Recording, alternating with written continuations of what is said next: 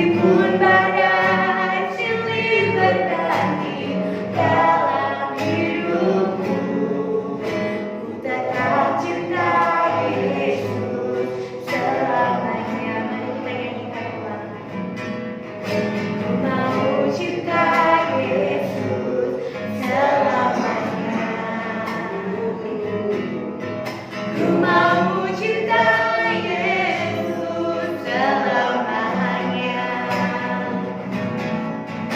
Meskipun badai silih berganti dalam hidupku, ku tetap cinta Yesus selamanya. Ya Aba, Bapa, ini aku anakmu, layakanlah seluruh hidup. Ya Aba, Bapa, ini aku anakmu, pakailah sesuai dengan rencanamu.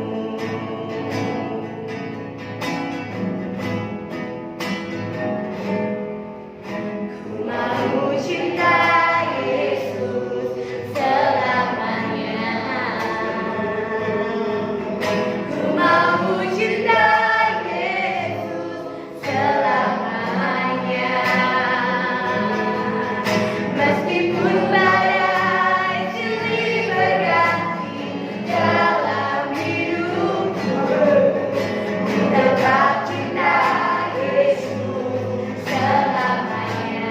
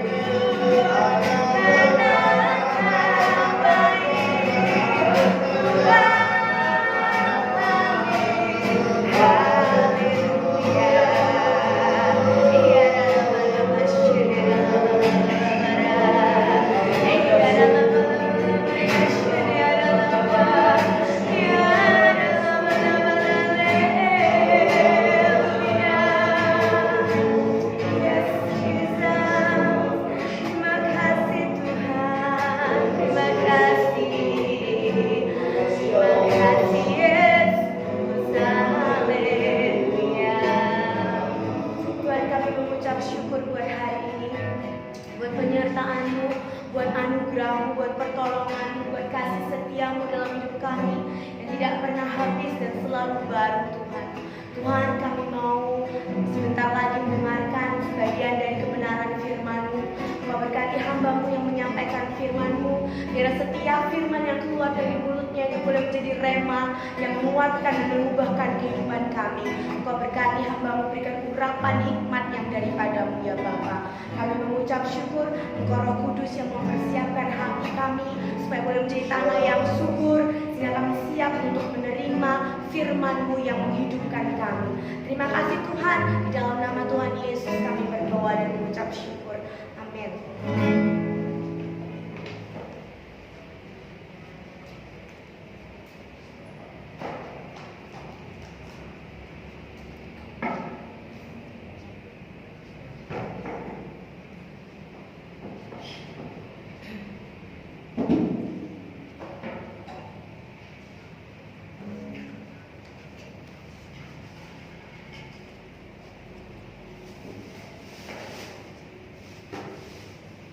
Shalom semuanya.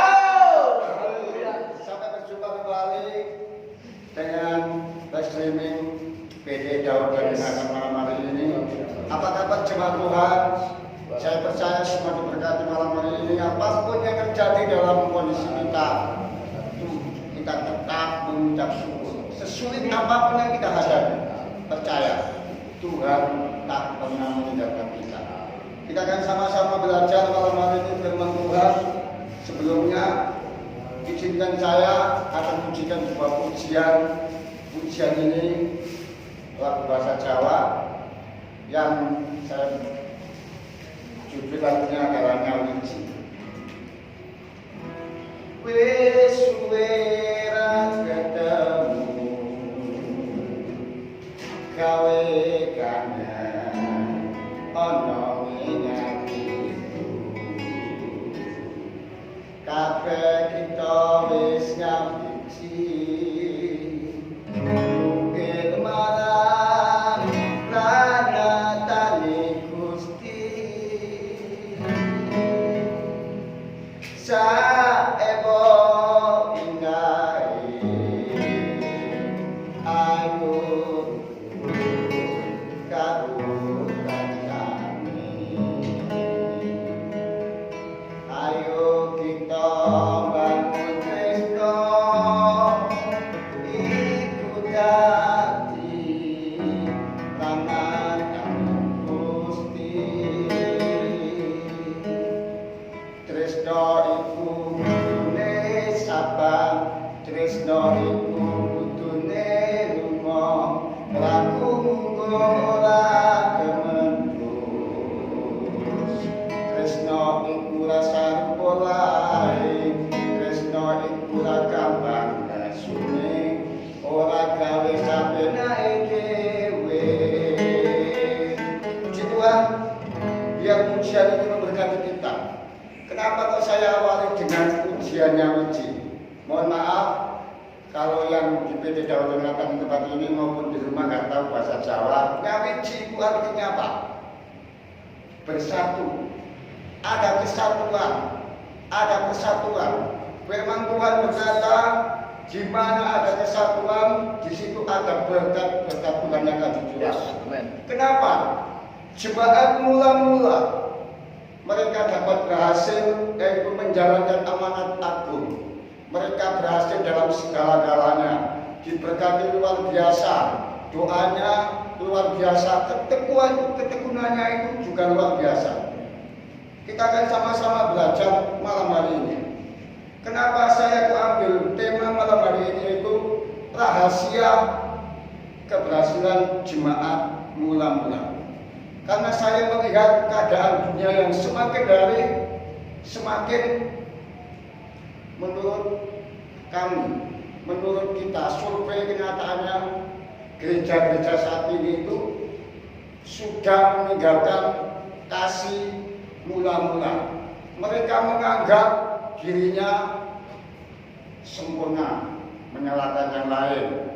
Yang Protestan itu menyalahkan tata ibadah, cara orang karismatik Pentakosta, ibadahnya kok gitu, boleh memuji Tuhan sampai jika-jika.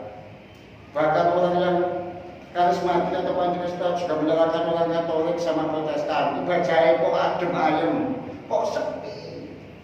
Ada yang bilang kaum lu bisa. Tidak gitu. Jemaat mula-mula itu tidak begitu. Keberhasilan jemaat mula-mula kita akan lihat malam hari ini. Kenapa mereka kok berhasil? Ada 3 cara. Rahasia kehidupan jemaat mula-mula itu mereka kok sampai berhasil apa? Yang pertama, kita akan sama baca di dalam Kisah Para Rasul pasal 4 ayat 32. Ada apa dengan jemaat mula-mula? Kita baca semuanya, siap? Kisah Rasul 4 ayat 32a. Cara hidup jemaat mula-mula.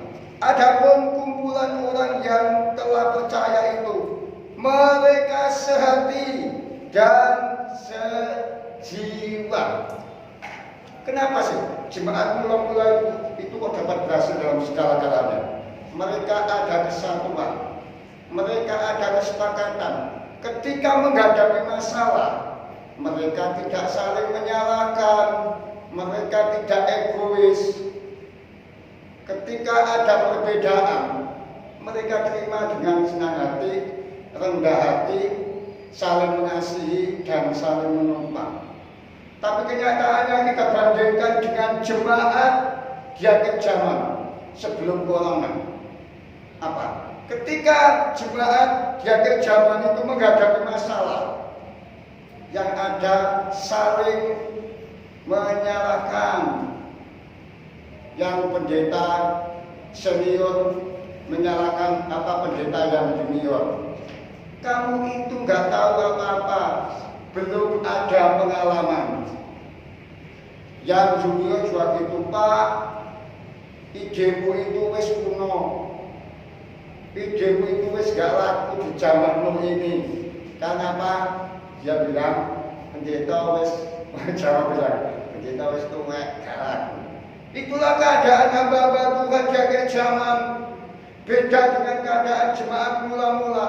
Kalau mereka menghadapi masalah, jemaat mula-mula itu ada kesatuan, saling ngasih, saling memaafkan dan saling mendoakan. Kenapa saya bilang saya bandingkan jemaat akhir zaman? Di akhir zaman ini, ketika ada perbedaan, ketika ada perselisihan, satu sama lain nggak mau menerima, saling menyalahkan, ujung-ujungnya apa? Pisah. Indonesia ujung-ujungnya jare wong Jawa gak lapor maneh. Kalau ada masalah yang satu tidak sependapat, ujung-ujungnya apa? Bertengkar. Bikinlah seperti orang dunia. Apa hamba Tuhan ketika menghadapi masalah, ketika mereka tidak sehati apa? Ujung-ujungnya mereka pisah, bikin kelompok. Yang satu menamakan kelompok yang mudah-mudah itu pembaruan, sentuhan wis gak paling. Itulah keadaan jemaat di akhir zaman, beda dengan jemaat yang mula-mula. Jemaat di akhir zaman, ketika mereka menghadapi perbedaan, mereka gak mau menerima. Ujung-ujungnya apa? Aku kelompok ini. Padahal Rasul Paulus itu berpesan pada jemaat di akhir zaman maupun jemaat mula-mula. Jangan ada perpecahan, jangan ada yang menyebut aku ini kelompok Paulus, aku ini kelompok Apolos. Seharusnya itu nggak ada di dalam kehidupan anak-anak Tuhan di akhir zaman ini. Itulah rahasia pertama. Kenapa jemaat mula-mula dapat berhasil? Ketika menghadapi masalah, tetap apa? Ada kesatuan. Dan biarlah malam hari ini kita juga jemaat di akhir zaman ini, terutama di PT Daud dan Yonatan, ketika ada masalah tetap bersatu. Amin. Itulah rahasia keberhasilan jemaat mula-mula yang pertama. Yang kedua, mengapa sih mereka kok dapat berhasil jemaat mula-mula itu? Yang kedua adalah apa? Saling menasihati dengan firman Tuhan kalau ada yang salah. Kita baca ayatnya di dalam Kisah Rasul 2. Kisah Rasul pasal 2 ayat 4-6. Dengan bertekun dan dengan sehati mereka berkumpul tiap-tiap hari dalam bait Allah. Mereka memecahkan roti di rumah masing-masing secara bergiliran dan makan bersama-sama dengan gembira dan dengan tulus hati. Inilah rahasia kedua mengapa jemaat mula-mula itu dapat berhasil. Saling menasihati ketika ada masalah. Mereka saling menasihati dengan apa? Memecah-mecahkan roti yaitu dengan firman Tuhan.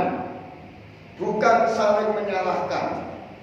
Saling menghormati perbedaan. Sekali lagi saya katakan, ketika jemaat mula-mula kenapa dapat berhasil? Ketika ada yang salah, satu, mereka tidak mengucilkan, mereka tidak menyisihkan mereka. Bahkan kalau ada yang salah, walaupun itu papal ya, ada yang kedapatan 1000, mereka tidak menghakimi, cuma mereka didudukkan sama jemaat di dalam gereja, dibilangi, dinasihati, jangan berbuat gitu lagi. Karena apa? Jemaat mula-mula itu mencontoh siapa? Mencontoh Tuhan Yesus, mencontoh gurunya. Ingat, ketika Yesus yaitu dihadapkan orang-orang Yahudi atau Farisi itu menghadapi perempuan yang berzina, apakah Tuhan Yesus itu menghukum? Enggak. Tuhan Yesus bahkan ngomong, aku pun tidak menghukum kamu. Pergilah, jangan berbuat dosa lagi.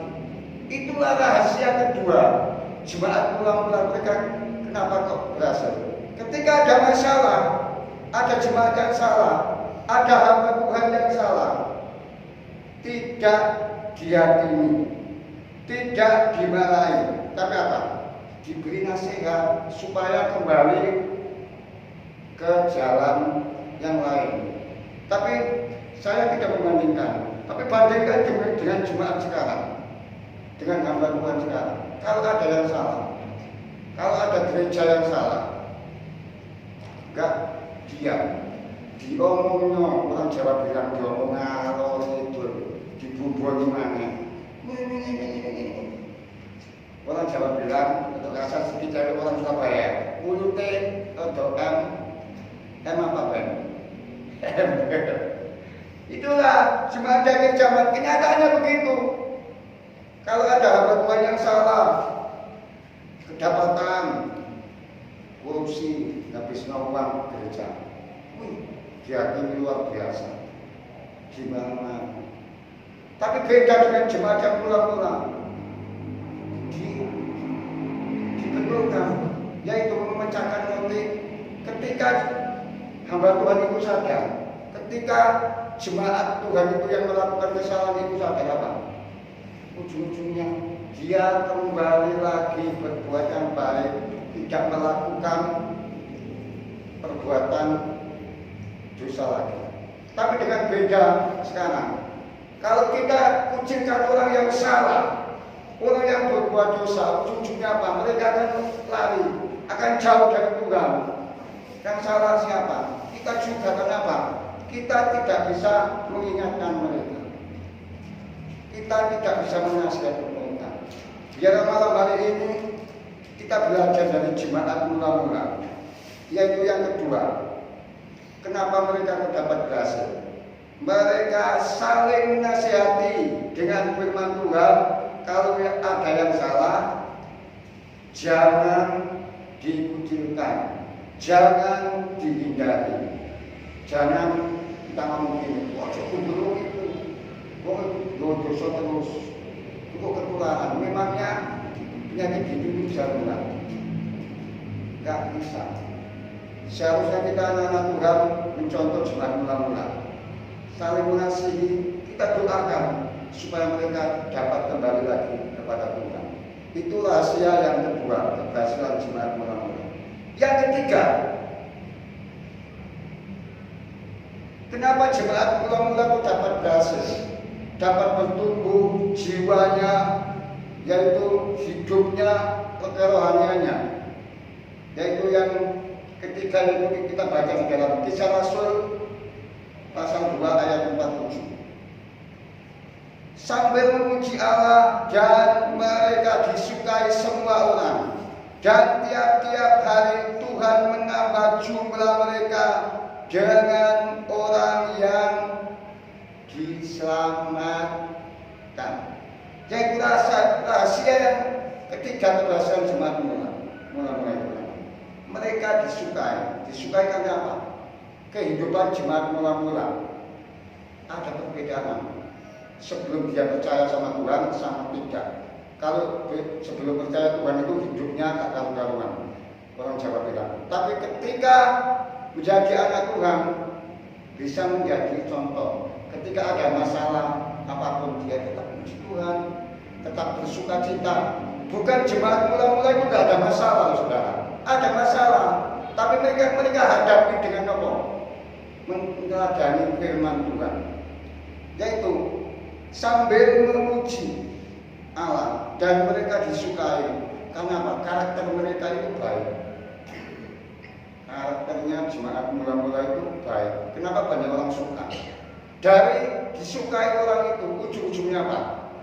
Itu loh gereja A itu loh orang Kristen. Ketika kita berbuat baik, mereka akan melihat ada apa? Ada apa di dalam gereja itu? Ada apa di dalam orang Kristen itu? Itulah jemaat mula-mula. Ketika orang lain yang tidak percaya pada Tuhan melihat kehidupan kita, kehidupan jemaat mula-mula, dia percaya Tuhan Yesus. Kenapa? Dari orang Jawa bilang, dari kelakuan orang Kristen. Itu. Tapi bandingkan dengan jemaat yang sekarang. Ketika jemaat mula-mula itu dari kehidupannya yang baik, bisa banyak orang percaya, membawa jiwa-jiwa. Tapi gereja-gereja sekarang di akhir zaman ini, saya tidak menghakimi, sangat berbeda sekali. Kenapa? Kita kan tahu ya, kita ini dipilih Tuhan untuk menjadi apa? Penjala-penjala manusia. Kalau jemaat mula-mula itu cara penginjilannya dengan karakternya berubah, seharusnya kita juga karakter kita harus berubah. Tapi apa kenyataannya di akhir zaman? Jemaat di akhir zaman itu, jujur saja saya nggak nyindir ya. Banyak orang bilang pertumbuhan gereja di Surabaya itu banyak. Tapi jujur aja, jemaatnya ancam, mumet itu kenyataan. Tapi beda dengan jemaat mula-mula. Dari karakter mereka, dia bisa memenangkan jiwa-jiwa. Sekali lagi saya tidak menyindir gereja-gereja yang besar dan gereja yang kecil. Tapi kenyataannya, apalagi saya punya pengalamannya. Jemaatnya dari zaman ini kadang-kadang kalau punya gereja itu nggak satu. Ada yang sampai pegang loh, kartu KJ itu 5. Ketika dia dipanggil Tuhan, saya pernah melayani sampai apa? Nopo. Apa orang Jawa bilang, "Peti ini sampai 25 itu gaya apa?" Karena apa? Yang pendeta yang lain bilang, "Itu jemaatku Pak, itu jemaatku." Kirim peti aku, gaya apa? Peti mati sama mungkin. Jadi saya mengimbau jemaat-jemaat yang di rumah, tirulah jemaat di akhir zaman. Boleh kita ke gereja kemana-mana, tapi harus punya satu gereja, satu sinode. Orang Jawa bilang kudu duwe kandang siji tok. Gunanya apa? Kalau mau menikah ada yang melayani. Kalau ada masalah ada yang menjuni. Kalau ada yaitu dipanggil Tuhan, orang sing melayani. Juga ada jemaat yang sukanya muter gitu sampai gak punya gereja. Ketika anaknya mau menikah, gak ada gereja yang mau melayani. Juga ketika dia dipanggil Tuhan, kalau gereja sing melayani kenapa? Gak punya gereja. Itulah keadaan dari jemaatnya. Itu pikirannya saya bilang tidak kurang waras kalau gereja motivasinya salah. Tapi puji Tuhan malam hari ini kita harus mencontoh dari jemaat mula-mula, yaitu jemaat mula-mula. Keberhasilan yang ketiga ini disukai orang, banyak menarik jiwa-jiwa dari apa? Dari karakter mereka. Dan saya percaya umat Tuhan malam hari ini yang menyaksikan live streaming di rumah maupun di tempat ini, di PT Daud Nathan, karakternya pasti seperti jemaat mula-mula. Amin. Dan biarlah firman Tuhan malam hari ini yang bisa saya sampaikan. Biarlah firman Tuhan malam hari ini bisa mengubah pola pikir kita, paradigma kita. Kita harus kembali. Tuhan menginginkan sebelum dia datang kedua kali ada kesatuan seperti jemaat mula-mula. Kembalilah kepada kasih mula-mula. Yang kedua, ketika ada jemaat yang salah, ketika ada hamba Tuhan yang salah, kita ingatkan, kita dudukkan, kita nasihati dengan firman Tuhan. Yang ketiga, kalau ingin menarik jiwa-jiwa, harus merubah karakter kita menjadi contoh bagi orang lain, bukan rebutan jemaat. Amin. Biarlah firman Tuhan yang singkat malam hari ini memberkati kita sadar di akhir zaman ini Tuhan menuntut kita ada kesatuan, dan kita percaya kalau jemaat baik yang menyaksikan live streaming maupun di tempat ini PT Daud Nathan melakukan firman Tuhan seperti jemaat mula-mula, kita pasti akan berhasil dan disukai oleh Tuhan. Amin. Kita akan sama-sama berdoa. Kami bersyukur buat kasih-Mu. Biarlah firman Tuhan malam hari ini memberkati baik jemaat di PT Daud Nathan di tempat ini maupun yang di rumah. Kami percaya kami akan mencontoh jemaat mula-mula supaya kami dapat berhasil mengikut Engkau untuk selama-lamanya. Dan kami percaya memberkati jemaat di akhir zaman ini. Ubah karakter kami Tuhan, ubah hidup kami, jaga kesehatan kami, supaya kami selalu menasihati dan kami hidup karakter kami berbeda dengan orang dunia. Di dalam nama Yesus berkati jemaat-Mu ya Tuhan. Di dalam nama Yesus yang diberkati oleh Tuhan semuanya katakan amin. Shalom semuanya. Shalom.